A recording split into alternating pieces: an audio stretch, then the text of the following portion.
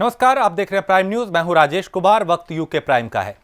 23 सितंबर से शुरू हो रहे उत्तराखंड विधानसभा के मॉनसून सत्र को लेकर विधानसभा अध्यक्ष के साथ मुख्यमंत्री त्रिवेंद्र सिंह रावत ने विधानसभा मंडप का निरीक्षण किया और कोरोना वायरस महामारी के बीच सोशल डिस्टेंसिंग के साथ विधायकों के बैठने को लेकर इंतजाम को परखा। विधानसभा अध्यक्ष प्रेमचंद अग्रवाल का कहना है कि सत्र से पहले विधायकों के कोरोना वायरस टेस्ट कराए जाएंगे और नेगेटिव आने के बाद ही विधायकों की सत्र में एंट्री हो पाएगी।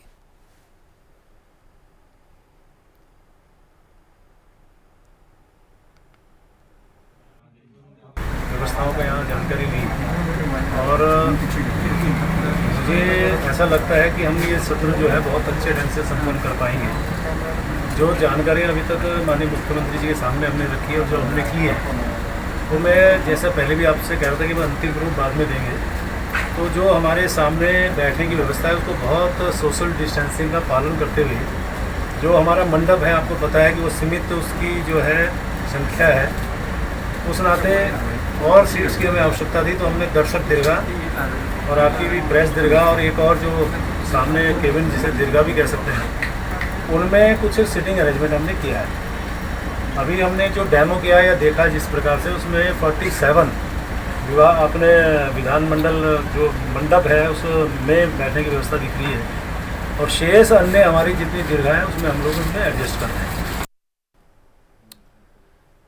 उत्तराखंड कांग्रेस लगातार प्रदेश सरकार पर हमलावर है। कांग्रेस का आरोप है कि त्रिवेंद्र सरकार कोरोना से निपटने में विफल रही है, साथ ही प्रदेश लौटे प्रवासियों को रोजगार देने में भी विफल रही। इसे लेकर कांग्रेस उपाध्यक्ष ज्योत सिंह बिष्ट ने प्रेस वार्ता कर प्रदेश सरकार पर हमला बोला। उन्होंने कहा कि लॉकडाउन के दौरान विभिन्न प्रदेशों से अपने प्रदेश लौटे प्रवासी उत्तराखंड सरकार के विफल नीतियों के चलते वापस दूसरे प्रदेशों में जाने को मजबूर हैं। जो लोग बेरोजगार होकर के अपने प्रवास से वापस अपने घर गांव आए हैं, सरकार उनके रोजगार के लिए पिछले 6 महीने में 1 पैसे का आउटपुट सरकार ने नहीं दिया और उसकी वजह से प्रवासियों की फिर वापस वो शहर की तरफ जाने लगे। ये एक चिंतित तौर पर जो राज्य सरकार को करना चाहिए था कि जो कृषि विभाग है, फल उद्यान है, जो पशुपालन का काम है, जो दूसरे सेक्टर है, उनमें जो केंद्र और राज्य सरकार की योजनाएं हैं, अगर उन पर ठीक तरह से काम करती, उनका ठीक तरह से प्रचार प्रसार होता और बैंकों के साथ टाई अप होता, तो निश्चित रूप से अब तक जो हमारे विधानसभा में 10,000 के लगभग लोग बेरोजगार होकर के घर में बैठे हुए हैं, उनमें से 2-2.5 हजार लोगों को काम मिल गया होता और बाकी लोग के काम प्रोसेस में होते। लेकिन सरकार की मंशा काम करने की नहीं है। देहरादून लंबीधार किवाड़ी मसूरी मोटरमार्ग को राष्ट्रीय राजमार्ग घोषित किए जाने की मांग की जा रही है, जिसे लेकर मसूरी विधायक गणेश जोशी ने केंद्रीय सड़क परिवहन मंत्री नितिन गडकरी को पत्र लिखा और पत्र में उन्होंने इस बात का भी जिक्र किया कि जो मसूरी है वो एक विश्व प्रसिद्ध पर्यटक स्थल है और साल भर यहाँ पर्यटकों का आना जाना लगा रहता है। मसूरी मुख्य मार्ग पर बरसात के समय भूस्खलन से कई दिन तक आवागमन बाधित रहता है। देखिए, मसूरी हिंदुस्तान नहीं विश्व का एक प्रमुख पर्यटक स्थल है और अक्सर बरसात के समय लैंडस्लाइडिंग से रोड बंद हो जाती हैं, रास्ते बंद हो जाते हैं और वैसे भी लगातार दिल्ली से नज़दीक होने के कारण डे बाई डे लोगों का आना जाना बहुत हो रहा है। ऐसे में किवाड़ी मोटर मार्ग जो ये वैकल्पिक मार्ग हो सकता है, जो कि अभी सिंगल लेन है, क्योंकि अभी आपने देखा होगा कि वहाँ का रास्ता अवरुद्ध होने के कारण कई दिनों तक वहाँ का मसूरी जो है पूरे उसका संपर्क जो है देहरादून जिले से कट गया था और वैकल्पिक काम होने के कारण लोगों को बहुत परेशानी उठानी पड़ी। ऐसे में मैंने माननीय गडकरी जी को पत्र लिखा है कि किवाड़ी मार्ग को NH बनाकर NH घोषित करें और NH बनने के बाद हम इसको जो ये बन जाएगा तो ये बार बार जो मार्ग अवरुद्ध होता है, इससे टूरिस्ट वापस जाते हैं, स्थानीय जनता को भी जो परेशानी उठानी पड़ती है और इसको बनने के बाद जहाँ मसूरी के लोगों को उसका लाभ मिलेगा, वहीं जहाँ से रास्ता निकलेगा हाथीपाँव की तरफ से केम्प्टी, नैनबाग, इस तरफ के लोगों को भी इसका लाभ मिलेगा। पौड़ी में पारंपरिक खेती को औषधीय और फलों की खेती में तब्दील करने का प्रयास किया जा रहा है, जिससे किसानों की आय के साथ आत्मनिर्भर भारत का सपना साकार हो सके, किसानों को उनकी फसल से इनकम में इजाफा हो सके। इसे लेकर पौड़ी में नवनियुक्त सीडीओ आशीष भटगाई ने प्राइम न्यूज से बात करते हुए मॉडर्न खेती के बारे में जानकारी दी। पौड़ी जनपद में वर्तमान में आए सीडीओ आशीष भटगाई जी की जो पहल है उसके लिए औषधीय प्लांट के लिए वो एक सराहनीय पहल है और मैं सभी युवाओं से निवेदन करता हूं कि इस पहल से जुड़ें। और सीडीओ साहब एक चीज़ और कह रहे थे कि मनरेगा के तहत अगर कोई खेती किसानी की तरफ कार्य करना चाहता है तो हम उसमें मदद करेंगे। तो ये बहुत बढ़िया कदम होगा मेरे हिसाब से और हमें इस कदम की सराहना करनी चाहिए और इसके लिए कार्य करना चाहिए।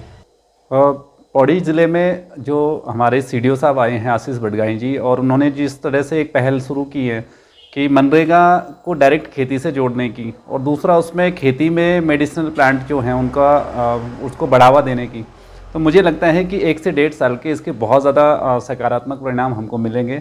और पौड़ी ज़िले में जहाँ सबसे ज़्यादा पलायन हुआ है, तो युवा अगर मेडिसिनल प्लांट की तरफ जाते हैं और मनरेगा को अगर सीधा सीधा खेती से जोड़ दिया जाता है, और इसको हमने पहले भी इसके बारे में कई बार और जो सीडीओज़ हैं उनको बात किया, लेकिन उन्होंने इस पर ध्यान नहीं दिया। लेकिन जिस तरह से उनका अनुभव लग रहा है मुझे सीडीओ साहब का, तो निश्चित तौर पे एक बहुत ही सराहनीय पहल है ये, और इसमें सभी को उनका साथ देना चाहिए। और लगभग 1 से 1.5 साल में बहुत बड़ा परिवर्तन पौड़ी ज़िले के अंदर आ जाएगा अगर मनरेगा को डायरेक्टली खेती से जोड़ दिया जाएगा। और जो मेडिसिनल प्लांट यहाँ पे अगर उगाने की बात वो कर रहे हैं वो ज़रूर सक्सेस होगा। डेहरी जनपद में जो किया था उसमें मेडिसिनल एंड एरोमेटिक प्लांट्स का काफ़ी प्रयास किया था मनरेगा के माध्यम से करने का, और फिर धीरे धीरे करके हमारे जो काश्तकार थे सभी ब्लॉक्स के, उन्होंने इसको अडॉप्ट किया था। तो वही चीज़ हम लोगों ने पौड़ी में भी अभी इनिशिएट करने का प्रयास किया है। तो अभी हम 2-3 ब्लॉक जो हमारे हैं उनमें उनसे ये चीज़ स्टार्ट कर रहे हैं। तो उसके लिए हम लोगों ने लैंड आइडेंटिफाई कर लिया है। तो एरोमेटिक प्लांट्स का और मेडिसिनल प्लांट्स का हम लोग करेंगे, और इसको हम कन्वर्जेंस माध्यम में करेंगे। इसमें मनरेगा के माध्यम से भी कन्वर्जेंस किया जाएगा और हॉर्टिकल्चर के माध्यम से भी कन्वर्जेंस किया जाएगा। और क्योंकि इसमें मेडिसिनल प्लांट्स में और एरोमेटिक प्लांट्स में काफ़ी अच्छी प्रॉपर्टीज़ होती हैं, तो और काफ़ी अच्छा मूल्य इसका मिल जाता है मार्केट में। दूसरा, इसमें पेरिशेबिलिटी का एंगल भी नहीं होता है, मतलब ये ख़राब नहीं होती हैं, और साथ ही साथ वेट हल्का होने की वजह से ट्रांसपोर्टेशन की दिक्कत भी नहीं होती है। उत्तराखंड में कोरोना के बढ़ते मामलों को देखते हुए राज्य सरकार फिलहाल स्कूलों को खोलने के पक्ष में नहीं। शिक्षा मंत्री अरविंद पांडे ने कहा, बच्चे भी सुरक्षित रहें और अभिभावकों के मन में भय ना हो। इसे देखते हुए स्थिति सामान्य होने के बाद ही स्कूलों के मामले में सोच समझकर फैसला लिया जाएगा। केंद्र सरकार की नई गाइडलाइन आने के बाद राज्य की परिस्थितियों को केंद्र में रखकर ही कोई फैसला लिया जाएगा। नहीं, शैक्षिक रूप से अभी स्कूल नहीं चलेगा जब तक ये कोई स्पष्ट दिशा निर्देश नहीं आएगा, और सामूहिक रूप से सभी बच्चों के लिए जब तक हमारे शिक्षकों की व्यवस्था ना हो और सभी बच्चे एक साथ ना आएँ, चाहे हम सोशल डिस्टेंसिंग के माध्यम से बैठाएं, स्पष्ट निर्देश के पश्चात ही हम बड़े बच्चों को भी स्कूल लगाएंगे, क्योंकि इनका जीवन हमारे लिए महत्वपूर्ण है और इतनी बड़ी बीमारी है जिससे पूरा विश्व हिला हुआ है। हम इसमें कहीं से कहीं तक अभी आधे अधूरे निर्णय पे रिस्क नहीं उठा सकते। रुद्रप्रयाग के जखोली विकासखंड के अंतर्गत सबसे अंतिम क्षेत्र पूर्वी बांगर आजादी के 70 साल बाद भी दूर संचार सुविधाओं से वंचित था, जिससे लोग इस आधुनिक दौर में भी कहीं ना कहीं अपने आप को पिछड़ा हुआ महसूस कर रहे थे। लेकिन स्थानीय विधायक भरत सिंह चौधरी के अथक प्रयासों से लोगों को बड़ी राहत मिली और निजी कंपनी के जरिए इलाके में नेटवर्क की सेवा शुरू कर दी गई, जिससे लोगों में खुशी देखने को मिली। पर जियो टावर का जो संचार के माध्यम से ये पूरा क्षेत्र जुड़ा है, और ये एक कल्पना थी, एक सपना था, और आज ये सपना जो है पूरा हो गया है। पूरे क्षेत्र में हर्ष और उल्लास है। ये क्षेत्र बड़ा विहीन था। मैं जो हूँ कि जियो कंपनी का भी हार्दिक धन्यवाद करना चाहूँगा, जिन्होंने इस टावर के लिए इतना प्रयास किया। सभी जनप्रतिनिधियों का, सभी प्रधानगणों का, सभी जितने भी समाज सेवी कार्यकर्ता हैं। और आज का दिन हमारे लिए बड़ा सौभाग्यशाली दिन है, जो कि हम आज इस संचार सेवा से जुड़ रहे हैं। हमारे जितने भाई हैं, जितने रिश्तेदार हैं, जितने लोग भी बाहर रहते हैं, आज हमें जो है कि उनसे बात करने का एक अवसर प्राप्त होगा। हमारे लिए एक ऐतिहासिक क्षण है, और आज पूरी बांगर की जनता का जो है सपना साकार हुआ है। मैं माननीय विधायक जी का बहुत बहुत आभार व्यक्त करता हूँ और उनको बहुत धन्यवाद देता हूँ। साथ ही जियो कंपनी का भी मैं बहुत आभार व्यक्त करता हूँ, जिन लोगों ने सही समय पे जो है काम करके हमारी जनता को यहाँ पे टावर दिया है।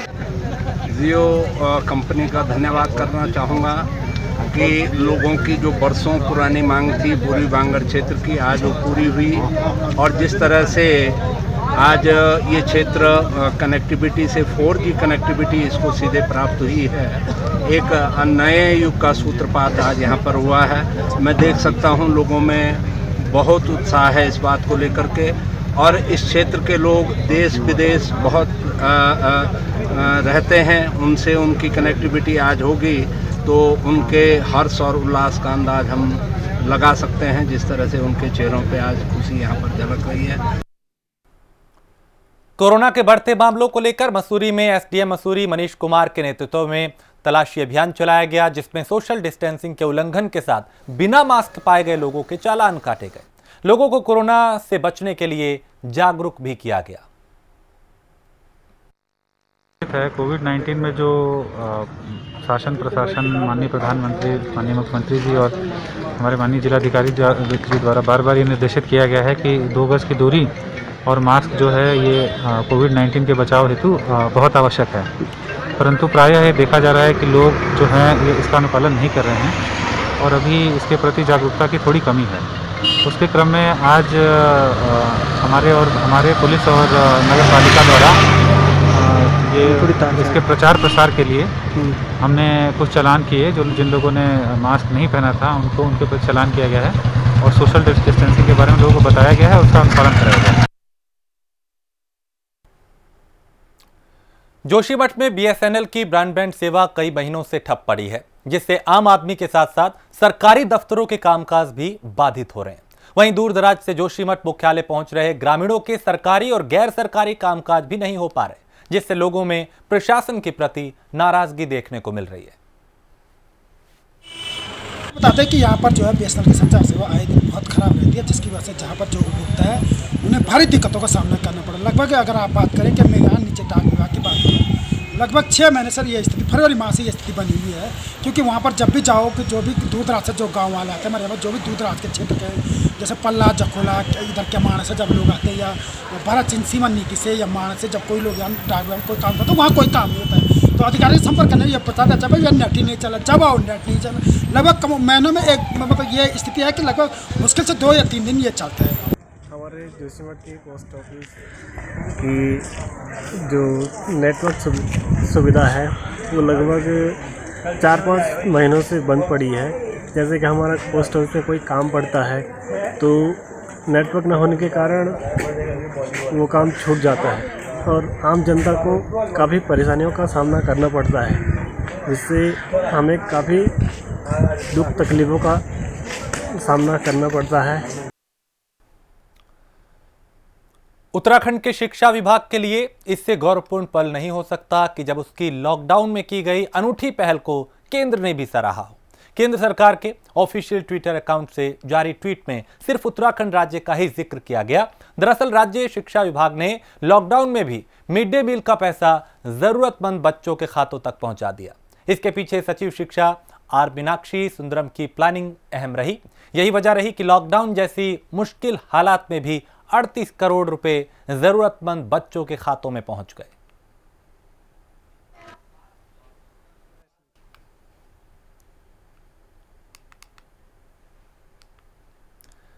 नैनीताल में यूथ कांग्रेस ने रोजगार दो मुहिम के तहत भीमताल विधानसभा में पत्रिका का शुभारंभ किया। इसके साथ ही पूरे प्रदेश में रोजगार दो मुहिम को चलाया जाएगा। साथ ही बेरोजगार युवाओं से जुड़ने के लिए कई कार्यक्रम किए जाएंगे। युवा कांग्रेस के जिला अध्यक्ष गजेंद्र गोनिया ने यह भी जानकारी दी कि युवाओं को जोड़ने के लिए एक नंबर दिया जा रहा है, जिसमें मिस कॉल कर बेरोजगार युवा साथ जुड़ सकते हैं। मांग को लेकर पूरे देश में भारतीय युवा कांग्रेस द्वारा रोजगार की मांग को लेकर एक अभियान चलाया जा रहा है, आंदोलन चलाया जा रहा है। उसी के तहत आज नैनीताल जिले में युवा कांग्रेस द्वारा इस मुहिम की शुरुआत करी गई है, जिसके तहत हम दीवारों में पेंटिंग और वर्तमान में जो सांसद है उनका घेराव इस चरण में हम करेंगे। और हम केंद्र सरकार से मांग करेंगे कि जिस प्रकार 2014 में नरेंद्र मोदी द्वारा 2 करोड़ रोजगार हर वर्ष देने का वादा करा गया था। 2 करोड़ रोजगार तो दूर, हर वर्ष करोड़ों युवाएं बेरोजगार हो रहे हैं, हर सेक्टर में नौकरियां जा रही हैं, युवाओं को नौकरी के लिए संघर्ष करना पड़ रहा है अपनी नौकरी बचाने के लिए। अकेले जुलाई माह में 50 लाख से ज्यादा जो सैलरी पाते थे वो बेरोजगार हो गए हैं, दैनिक रोजगार चले गया है। तो इसी मांग को लेकर युवाओं की लड़ाई लड़ने का युवा कांग्रेस द्वारा एक मुहिम चलाई गई है। कांग्रेस ने किसानों के बकाया गन्ना भुगतान करने की मांग की है। कांग्रेस के नेतृत्व में दर्जनों कांग्रेस कार्यकर्ताओं ने हल्दूचोड़ स्थित गन्ना सेंटर पर धरना दिया। इस मौके पर पहुंचे पूर्व कैबिनेट मंत्री हरीश चंद्र दुर्गापाल ने प्रदेश की बीजेपी सरकार पर आरोप लगाए और कहा कि आज किसानों की हालत बदहाल हो चुकी है।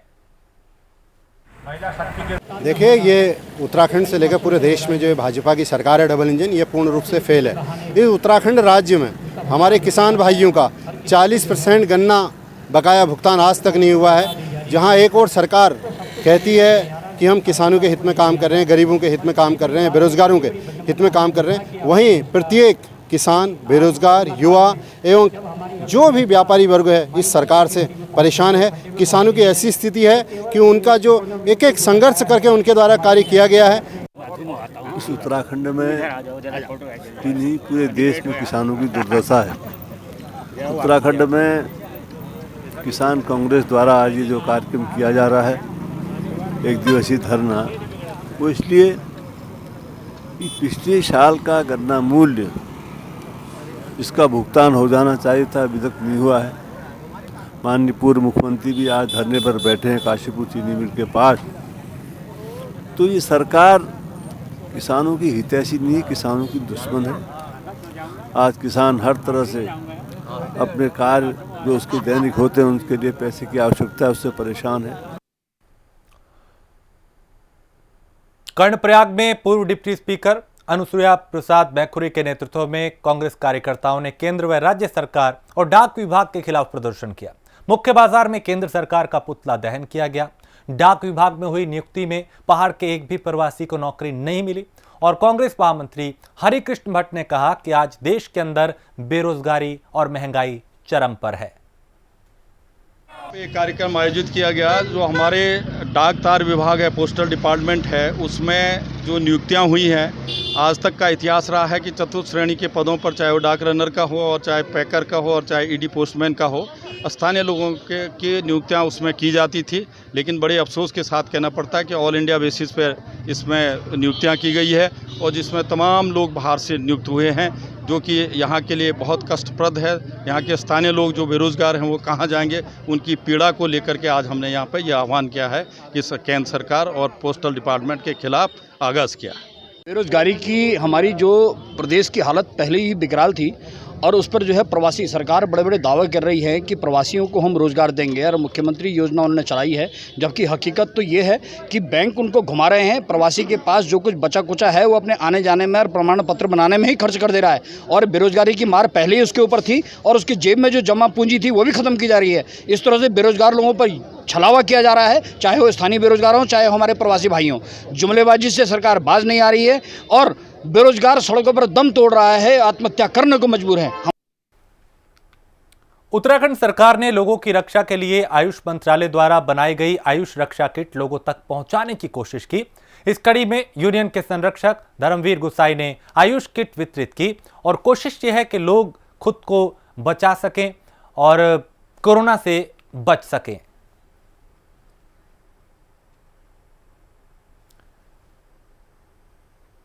उधर किच्छा चीनी मिल के गेट पर कांग्रेस कार्यकर्ताओं ने धरना प्रदर्शन किया। पनेरू ने कहा कि प्रदेश के गन्ना किसानों का बकाया 40% भुगतान सरकार ने नहीं किया। प्रदेश की डबल इंजन सरकार के खिलाफ जमकर नारेबाजी भी की गई।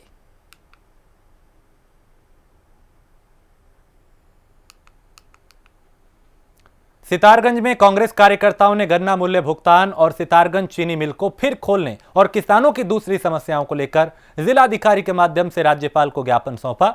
इस दौरान नगर अध्यक्ष हरपाल सिंह ने कहा, किसान आर्थिक तंगी से गुजर रहे हैं, रोजगार उनके पास है नहीं लोगों के पास। कई मुद्दों को उठा के यहां पे उन्होंने किसानों की परेशानियों का जिक्र किया।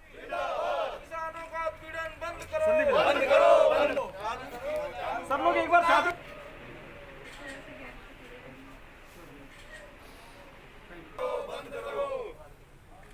किसान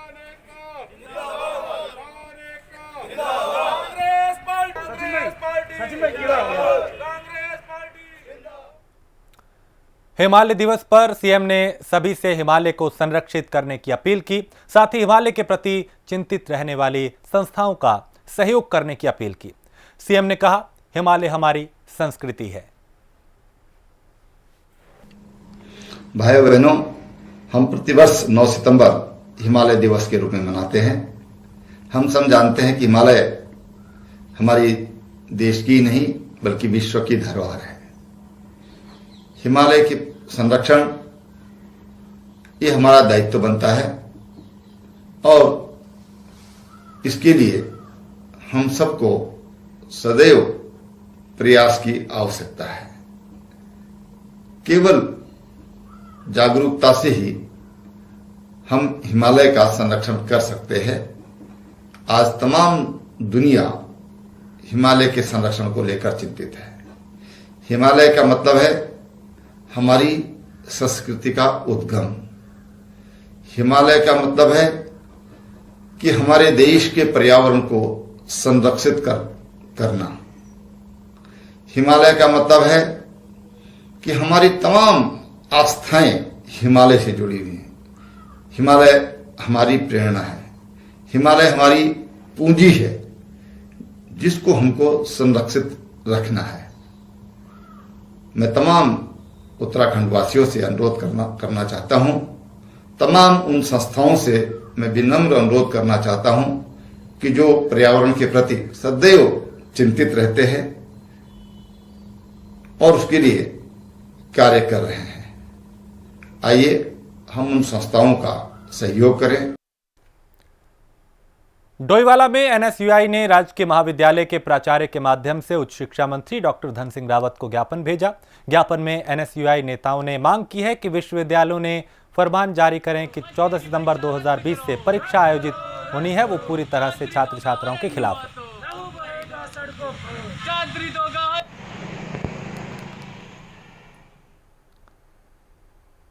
डोईवाला के अठूरवाला में बुजुर्ग महिला की हत्या का मामला सामने आने से इलाके में डर पैदा हो गया। बंगाल की रहने वाली पुतुल घोष पिछले 5 साल से अकेले रह रही थी और जब आस पड़ोस के लोगों ने महिला को बाहर से आवाज लगाई, घर के भीतर से कोई जवाब नहीं आया, जिसके बाद गेट खोल के देखा तो सबके होश फाख्ता हो गए।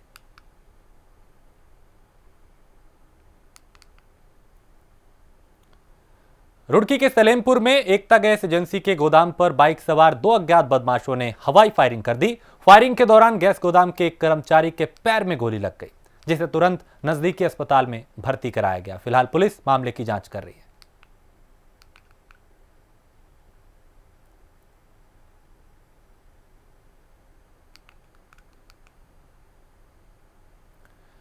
लक्सर के डूंगरपुर गांव में एक विवाहिता की संदिग्ध हालात में मौत होने के बाद महिला के परिजनों ने ससुराल पक्ष पर हत्या का आरोप लगाया। महिला के परिजनों के मुताबिक युवती का विवाह 2 साल पहले हुआ था और ऐसा आरोप है कि दहेज के लिए उसे प्रताड़ित किया जा रहा था।